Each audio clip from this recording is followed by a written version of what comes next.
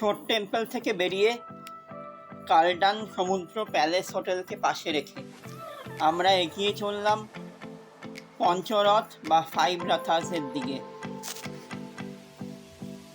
শোর টেম্পল থেকে 5 রাথাসের দূরত্ব 1.1 কিলোমিটার।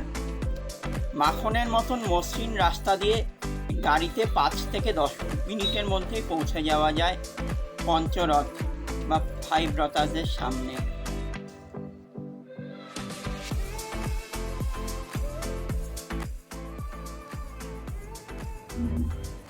আমার একটা স্টুডেন্ট ছিল, তার বাবার হোটেল আমরা রামেশ্বরমে দেখব, যদি বিচের সামনে যদি দেখতে তাই না? হ্যাঁ, বিচের সামনে ওটা অনেক ভেতরে ভেতরে আমরা বিচের সামনে থাকি। আচ্ছা আচ্ছা।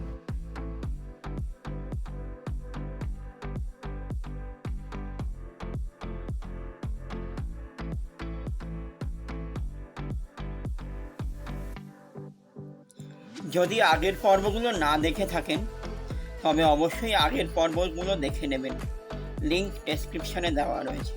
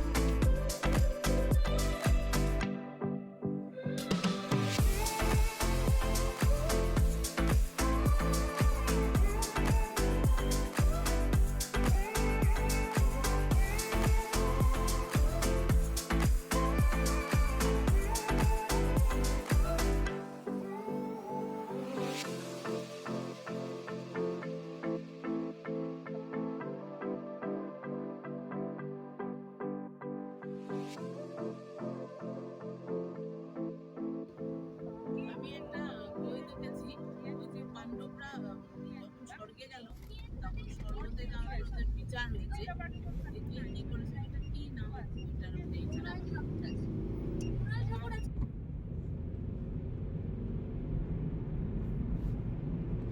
মহাবলীপুরম মামল্লাপুরম নামেও পরিচিত। একে সিটি অফ টেম্পলসও বলা হয়। এখানে ঘুরতে আসার বেস্ট টাইম হলো নভেম্বর থেকে ফেব্রুয়ারি। সকাল সকাল বেরোলে একদিনের মধ্যে পুরো জায়গাটা ঘুরে নিতে পারবেন, চাইলে আরও একদিন থাকতে পারেন।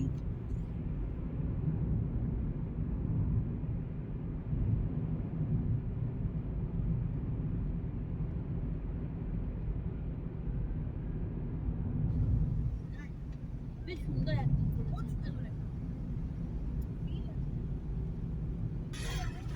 75 75 75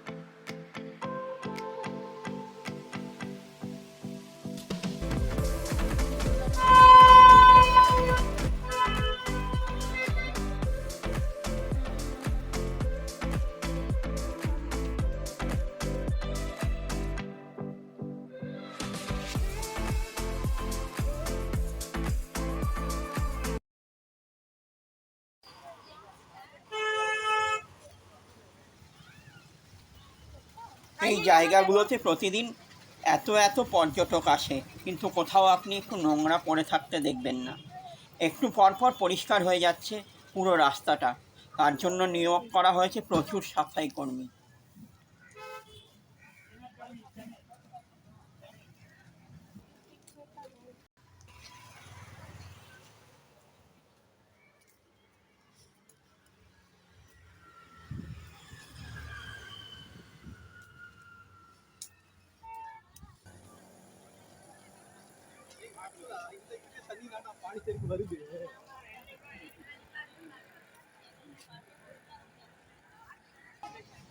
যে টিকিট কেটে শোর টেম্পেলে ঢুকেছিলাম সেই টিকিট দিয়েই আবার ঢুকে গেলাম পঞ্চরথ দেখতে। পঞ্চরথ ভারতের মনোলিথিক শিল্পকলার একটি নিদর্শন। খ্রিস্টীয় সপ্তম শতাব্দীর শেষ ভাগে 630 থেকে 668 সিই তে পল্লব রাজা নরসিংহা বর্মন ওয়ানের সময় এটি তৈরি করা হয়। এ ধরনের স্থাপত্য ভারতে এর আগে কখনো নির্মিত হয়নি।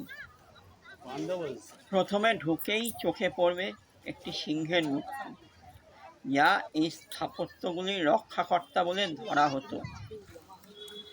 পরপর অবস্থিত 5 ধরনের 5টি মণ্ডপ দূর থেকে দেখলে অনেকটা রথের মতন দেখায় বলে একে 5 রাথাস বা পঞ্চরথও বলা হয়। প্রথমে পড়বে দ্রৌপদীর রথ, যার মধ্যে দেবী দুর্গার মূর্তি প্রতিষ্ঠিত। এটি সবচেয়ে ছোট রথ, দেখতে অনেকটা মন্দিরের আদলে তৈরি। অর্জুন রথ, যা একটি গর্ভগৃহে নির্মিত। এটি দ্রাবিড় স্টাইলে দ্রাবিড় স্থাপত্যে বা স্তম্ভের আকারে নির্মিত। ভীমরথ, এটি বৌদ্ধিক স্তূপের আদলে তৈরি। ধর্মরাজের রথ, মন্দিরের আদলে তৈরি অর্ধবৃত্তাকার এই রথটি হলো নকুল সহদেবের রথ। একটু ভালো করে দেখলে দেখা যাবে এই পুরোটাই একটা গ্রানাইট পাথর কেটে বানানো, বাইরের থেকে কোনো পাথর এনে জোড়া দেওয়া হয়নি।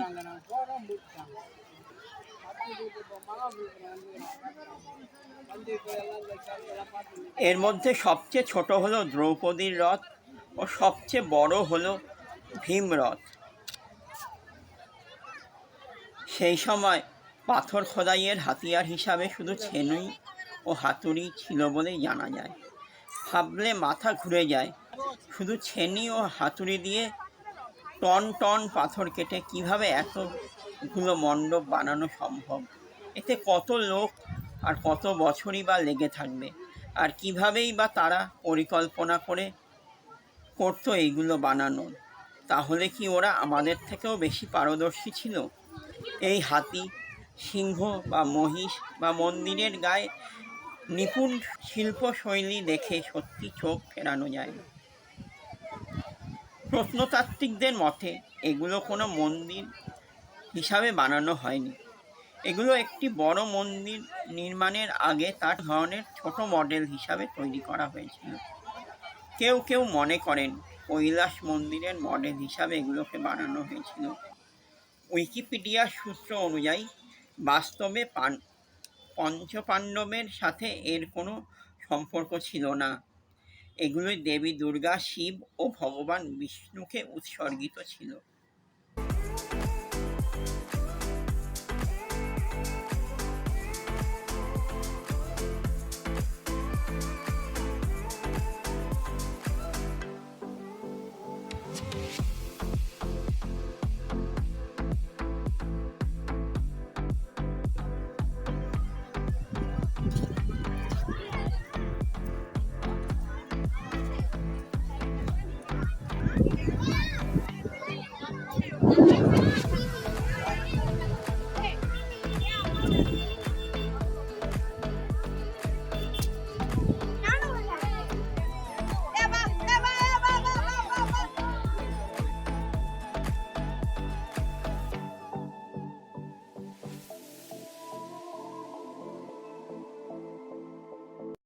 এসে একটাই শিখলাম হচ্ছে আমা না কি বললি আমা কল্যাণম জানতাম না ইল্লে ইল্লে মানে নো ইল্লে means no বাংলা মানে কাম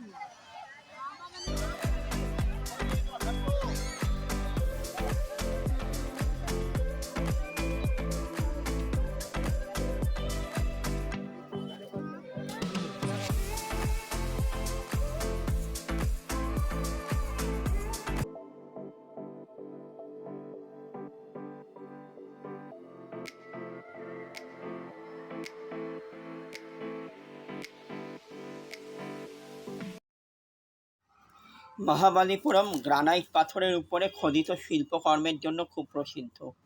তাই এখানে রাস্তার দুধারে বিভিন্ন পাথরের মূর্তির দোকান দেখতে পাবেন। এই মূর্তিগুলির মধ্যে কোনো কোনো মূর্তির আকার, উচ্চতা ও শিল্পশৈলী দেখলে তাক লেগে যায়।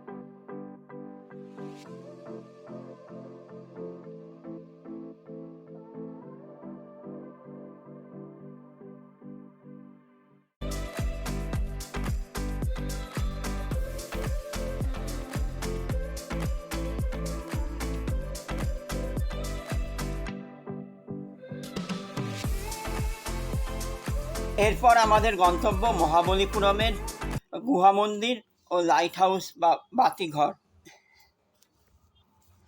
পঞ্চরথ থেকে পায়ে হাঁটা দূরত্বে রয়েছে এই কেভ টেম্পল বা গুহা মন্দিরগুলি।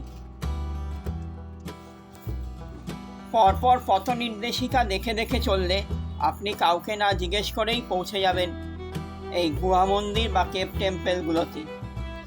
যদি হাঁটতে অসুবিধা হয় তবে অটো নিয়ে নিতে পারেন, পার হেড 20 টাকা বা 25 টাকা করে নেবে।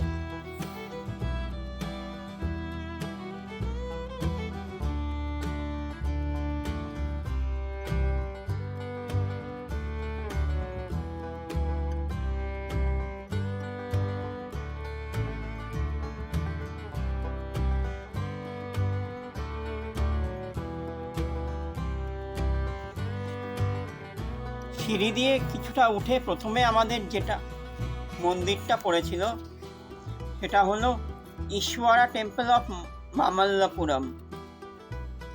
এটি একটি ওল্ড লাইট হাউস যা মহিষাসুর মর্দিনী মণ্ডপের উপর অবস্থিত। অনেকে এই দুটোকে একই মন্দির হিসাবে ভুল করে থাকেন। মন্দিরটির সামনে গেলে দেখা যাবে মন্দিরটির দুই দিকে 2 দ্বারপাল বা গার্ড দাঁড়িয়ে রয়েছে।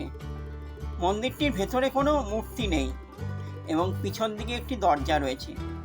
এই মন্দিরটি আগে লাইট হাউস হিসাবে ব্যবহার হতো। এই লাইট হাউস বা বাতিঘরের স্টোর রুম হিসাবে হয়তো পিছনের ঘরটি ব্যবহার করা হতো। এটিতে আগে কোনো ছাদ ছিল না। পরে যখন এটি লাইট হাউস হিসাবে ব্যবহার করা হয় তখন এটায় ছাদ বসানো হয়। এই মন্দিরটির চারিদিকে শিবের বিভিন্ন রূপের মূর্তি খোদিত রয়েছে, যেমন মহাকাল, দক্ষিণামূর্তি, হরপার্বতী ও নটরাজের মূর্তি। এছাড়াও রয়েছে অনেকগুলো সিংহের মূর্তি। 19th সেঞ্চুরি অবধি এখানে বাতি ধরানো হতো বলে অনুমান করা হয়। মহিষাসুর মর্দিনী মণ্ডপ, এটিকে ইয়ামপুরি বলেও লোকালে পরিচিত। এটি একটি পাহাড় কেটে বানানো গুহা মন্দির, যাতে এক একটি দেওয়ালে এক একটি গুহা চিত্র খোদিত আছে। একটি দেওয়ালে অনন্ত সজ্জায় শায়িত বিষ্ণুর মূর্তি রয়েছে। বিষ্ণু শেষনাগের কোলে মাথা দিয়ে শুয়ে রয়েছে। মধুকৈটব নামে 2 জন দস্যু গদা নিয়ে তার পায়ের সামনে দাঁড়িয়ে রয়েছে এবং তাকে আঘাত করার চেষ্টা করছে, আর শেষনাগ তাদেরকে বাধা দেওয়ার চেষ্টা করছে।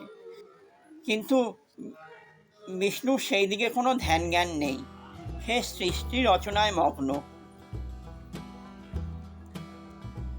উপরে তার 2টি অস্ত্র, পুরুষ রূপে পঞ্চজঙ্ঘ শঙ্খ ও নারী রূপে কৌমোদকী গদাকে দেখা যাচ্ছে।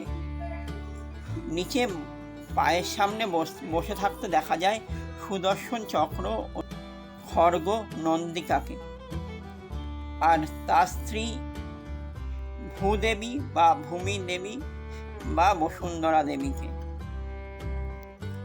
অন্য দেওয়ালে রয়েছে শিব ও পার্বতী ও তাদের পুত্র স্কন্ধর সাথে একটি প্রস্তর খোদিত দেওয়াল চিত্র। তলায় রয়েছে শিবের বাহন নন্দী এবং শিব ও পার্বতীর পিছনে রয়েছে বিষ্ণু ও ব্রহ্মা। এছাড়াও এক কোণে রয়েছে সূর্যদেব। অপর একটি দেওয়ালে রয়েছে বিশাল মহিষাসুর মর্দিনী প্রস্তর খোদিত দেওয়াল চিত্র, যেখানে দুর্গা তার 4 হাতে অস্ত্র সজ্জিত এবং অসুর নিধনে ব্যস্ত। পুরনো লাইট হাউসটি বাতি নিয়ে অনেক কমপ্লেন আসতে থাকায় 24শে ফেব্রুয়ারি 1899 সালে একটি নতুন লাইট হাউস বানানোর অর্ডার পাস করা হয়। এটি 26 মিটার উঁচু। 1994 সালে ভেপার ল্যাম্পের পরিবর্তে ইলেকট্রিক ল্যাম্প লাগানো হয়। এলটিটিইর ঝামেলার কারণে 2001 সালে এটি বন্ধ করে দিতে হয়েছিল। আবার 2011 সালে এটি সর্বসাধারণের জন্য খুলে দেওয়া হয়। ঘোরালো সিঁড়ি দিয়ে উপরে উঠে এই লাইট হাউস থেকে মহাবলীপুরমকে পাখির চোখে দেখে নেওয়া যায়। সমুদ্র তট থেকে বিভিন্ন গুহা মন্দির, আশপাশে এলাকা, জনবসতি, বাস স্ট্যান্ড ইত্যাদি। কাছেই নিউক্লিয়ার পাওয়ার স্টেশন থাকায় এটি হাই সিকিউরিটি এরিয়া। লিখিত পারমিশন ছাড়া এখানে ড্রোন দিয়ে ছবি তোলা নিষিদ্ধ।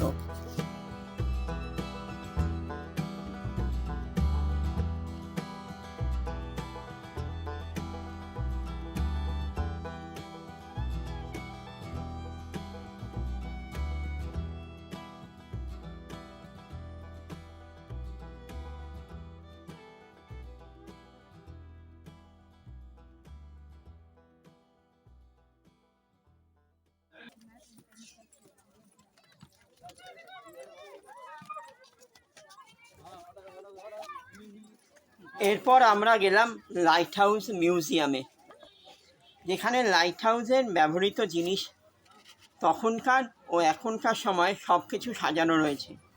লাইট হাউসে কীভাবে কাজ করে তাও দেখানো রয়েছে। বাচ্চাদের জন্য 5 টাকা আর বড়দের জন্য 10 টাকা টিকিট মূল্য। এটি সকাল 9টা থেকে বিকেল 5টা অবধি খোলা থাকে। ক্যামেরার জন্য 20-25 টাকা এক্সট্রা লাগে।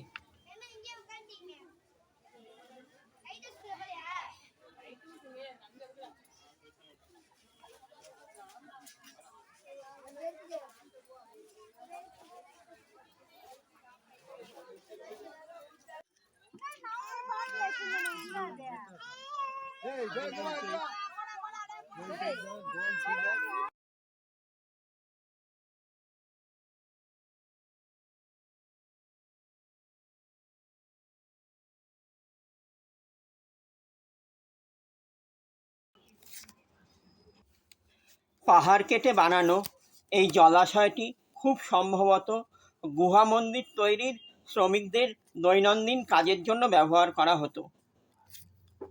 চারিদিক দেখে অনুমান করা যায় যে এখানে একটি জনবসতি ছিল, যা পরে ধ্বংস হয়ে যায়।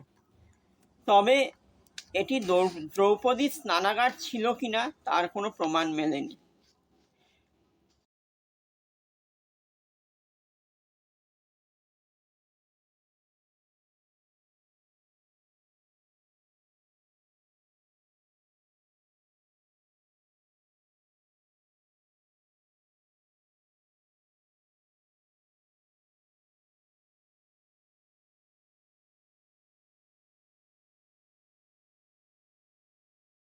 রয়া গোপুরম। গোপুরম শব্দের অর্থ হল মনুমেন্টাল এন্ট্রান্স বা তোরণ বা প্রবেশদ্বার, আর রয়া গোপুরম হল অর্ধ সমাপ্ত প্রবেশদ্বার। প্রস্তর খোদিত সুনিপুণ কারুকার্য সজ্জিত প্রস্তর খণ্ডগুলোকে দেখে মনে হয় এই জায়গাটি একটি মন্দির নগরীর প্রবেশদ্বার করার পরিকল্পনা ছিল, কিন্তু কী কারণে সেটা সম্পন্ন করা গেল না সেই ইতিহাস কোথাও খুঁজে পাওয়া গেল না। রক কাট বরাহ টেম্পল, এই মন্দিরটিও পাথর কেটে বানানো হয়েছিল। গুহা মন্দিরের ভিতরে 3টি দেওয়ালে খোদিত রয়েছে 3টি দেওয়াল চিত্র। একটি দেওয়ালে দেখা যাচ্ছে বিষ্ণু বরাহ অবতারে পাতাল থেকে ভূমিদেবীকে উদ্ধার করছেন, পরে যাকে তিনি স্ত্রী বা কনসর্ট হিসাবে গ্রহণ করেছিলেন। একই দেওয়াল চিত্রের মধ্যে দেখা যাচ্ছে ব্রহ্মা, নারদ ও সূর্যদেবকে ও চন্দ্রদেবকে ও অন্যান্য দেবতাদের। পেছনের দেওয়ালে রয়েছে একটি গজলক্ষ্মীর মূর্তি। গজলক্ষ্মীর মূর্তিতে দেখা যাচ্ছে দেবী গজলক্ষ্মী পদ্মের উপরে যোগাসনে বসে আছেন, হাতে 2টো পদ্মের কুড়ি, 2টো হাতি কলসির থেকে জল ছেটাচ্ছে। অন্য দেওয়ালে আছে দেবী দুর্গার মূর্তি, যেখানে দেবী দুর্গা তার 4 হাতে অস্ত্র সজ্জিত হয়ে পদ্মের উপর দাঁড়িয়ে আছেন। তার এই শক্তির এই রূপটিকে বিজয়াশ্রী বা বিজয়ের দেবী বলে আখ্যা দেওয়া হয়, যেখানে দেবীর সামনে সবাই আত্মসমর্পণ করতে রাজি হয়েছে। এতে দুর্গার বাহন সিংহকেও দেখতে পাওয়া যায়।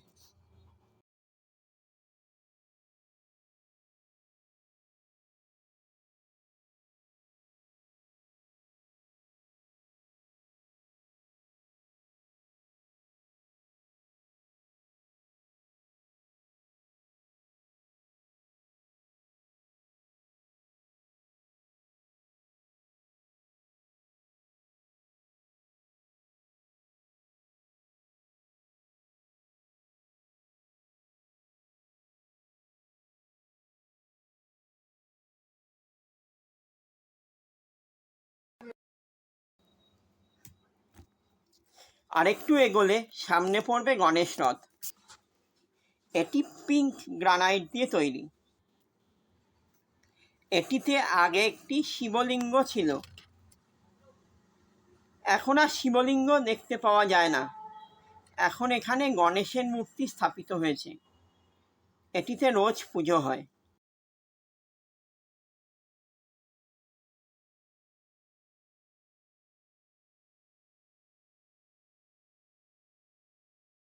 এটি হলো কৃষ্ণের মাখন নাড়ু বা কৃষ্ণাস বাটার বল। এত বড় একটা পাথর কি আশ্চর্যভাবে ঢালু এই জায়গায় শত শত বছর ধরে পৃথিবীর মাধ্যাকর্ষণ শক্তিকে ভুল প্রমাণিত করে দাঁড়িয়ে রয়েছে। দেখলে মনে হবে এক্ষুনি গড়িয়ে পড়ল, কিন্তু শত শত বছর ধরে বিভিন্ন প্রাকৃতিক দুর্যোগকে উপেক্ষা করে এটি এইভাবেই দাঁড়িয়ে রয়েছে। এটি নড়েও না, চড়েও না। ডায়ামিটারে 16 ফিট, উচ্চতায় 20 ফিট, ওজন 250 টন। এই পাথরটি 2 স্কোয়ার ফিট জায়গার উপর একইভাবে দাঁড়িয়ে রয়েছে। পাল রাজাদের সময় নরসিংহ বর্মন এটিকে সরানোর চেষ্টা করেন। জনগণের সুরক্ষার জন্য 1908 সালে মাদ্রাজের গভর্নর এটিকে 7টে হাতি দিয়ে সরানোর চেষ্টা করেন, কিন্তু ব্যর্থ হন। এটি একইভাবে 45 ডিগ্রি কোণে অবস্থিত হয়ে রয়েছে। যদিও ফলকে লেখা রয়েছে এটির নাম কৃষ্ণের মাখন নাড়ু বা বাটার্স বল হলেও ভগবান কৃষ্ণের সাথে এর কোনো সম্পর্ক নেই।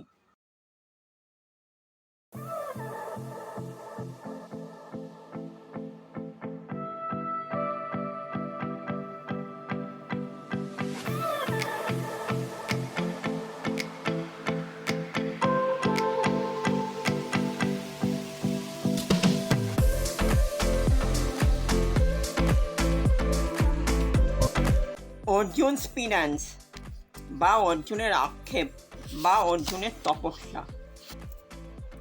96 ফুট বাই 43 ফুট বিশাল একটি দেওয়াল চিত্র যা 2টি পাথরে বিভক্ত, যাতে সেই সময়ের চালচিত্র জীবনধারা তুলে ধরা হয়েছে।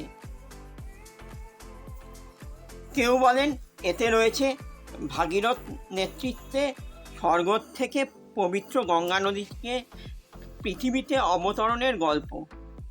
কেউ বলেন এতে দেখানো হয়েছে অর্জুনের কঠোর তপস্যার কথা, যেখানে অর্জুন কঠোর তপস্যা করে শিবকে সন্তুষ্ট করার চেষ্টা করেছিলেন।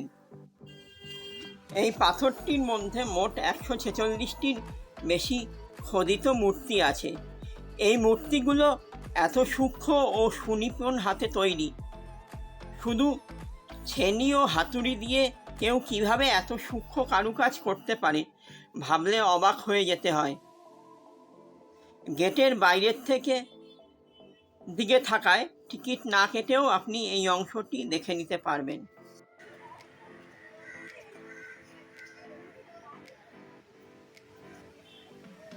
এরপর বিকালের টিফিন খেতে ঢুকলাম আদিয়ার আনন্দ ভবন বা A2B রেস্টুরেন্টে। এটি অনেকটা কলকাতার হলদিরামসের মতন।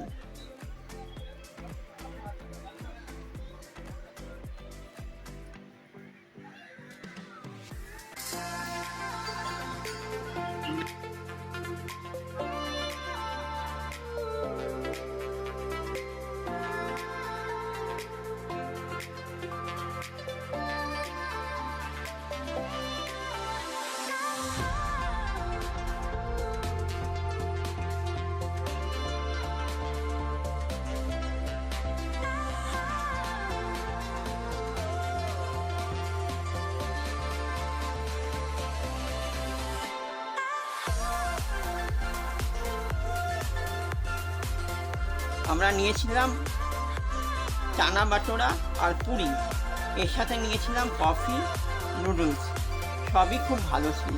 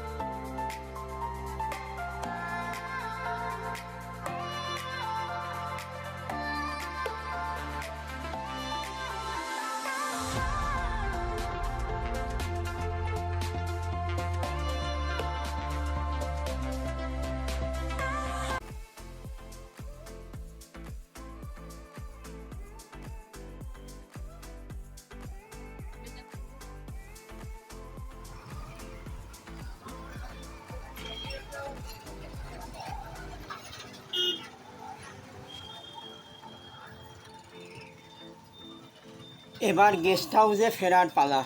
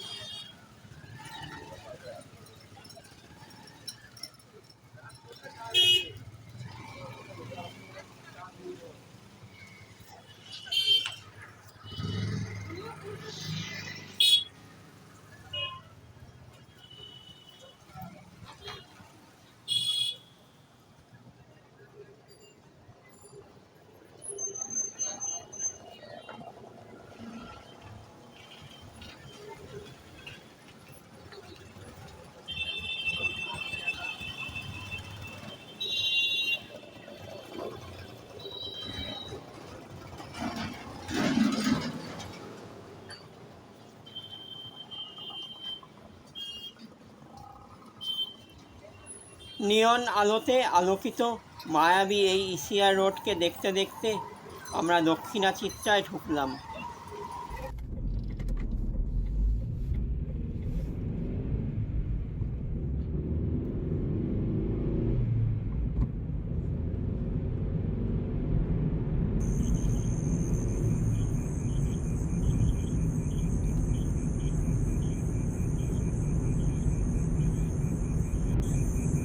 ঢুকে আমার মনে হচ্ছিল আমি যেন কোনো ফরেস্টে ঢুকেছি আর ফরেস্ট বাংলোর দিকে এগিয়ে যাচ্ছি।